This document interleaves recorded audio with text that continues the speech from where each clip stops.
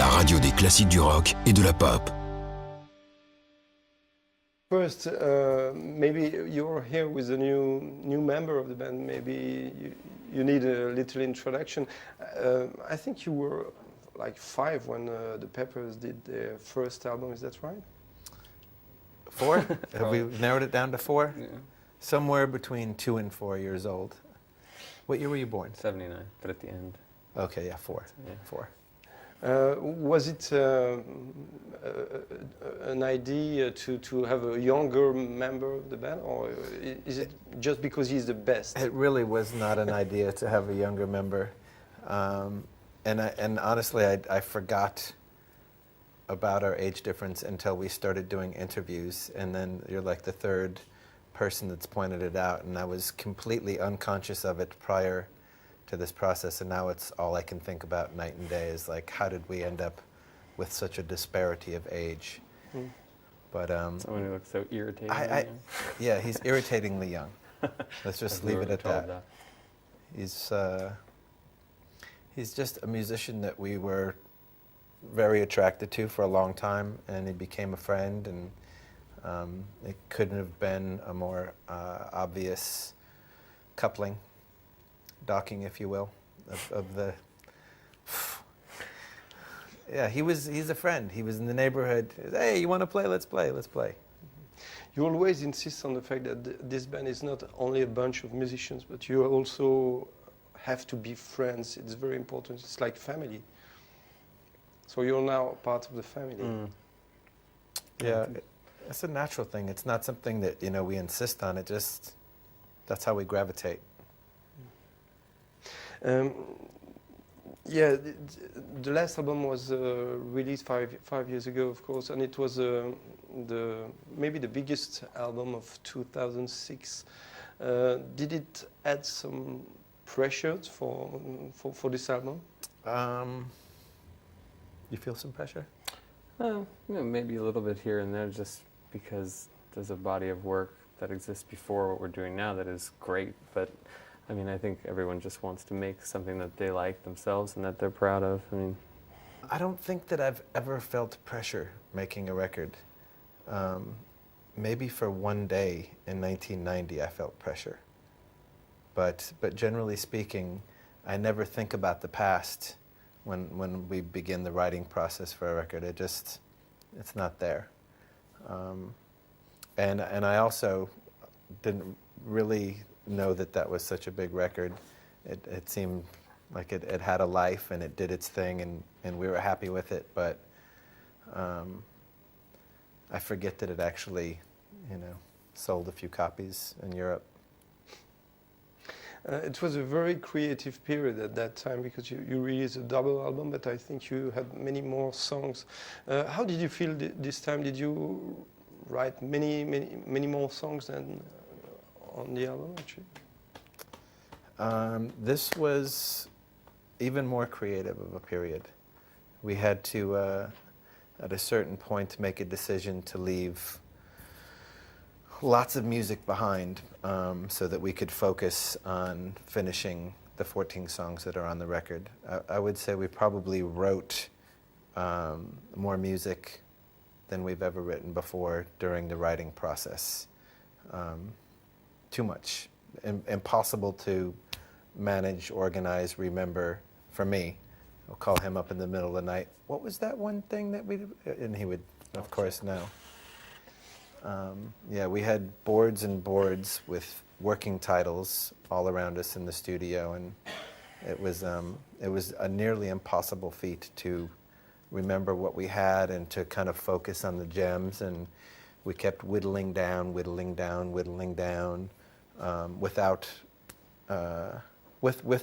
some painful losses along the way. So we give you 14, but we'll give you lots more down the road. Mm.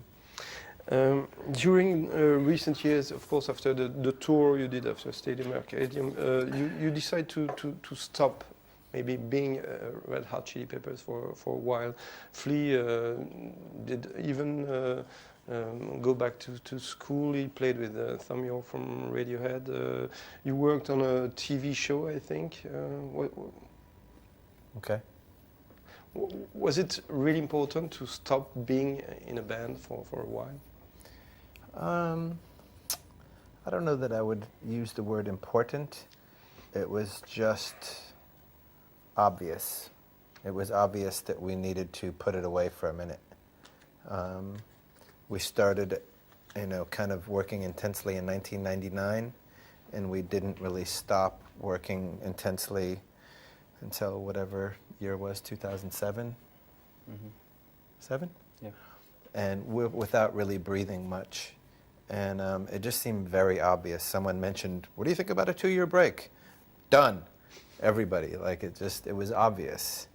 And during that time, John came to us and said, I would like to go my own separate way. And we said, great, bless you and everything that you do, and wished him success and happiness. And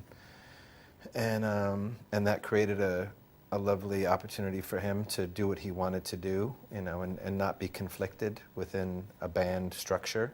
So it was a fantastic relief for everybody, including John.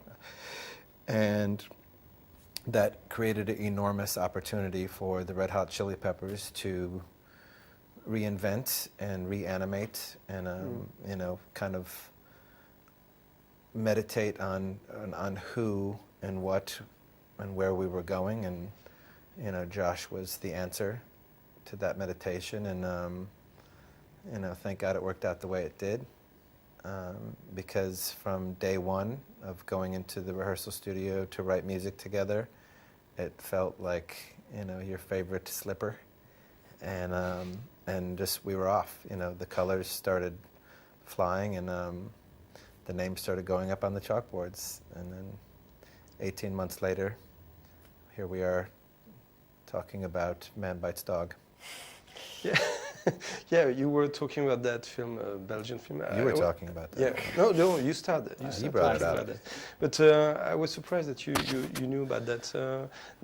Did you feel it was completely crazy at that time? Did you learn about Belgium more with that film? I always knew Belgium was pretty much like in the movie. No. We started going to Belgium early on. I've been there in the 80s. I've been there in the 80s.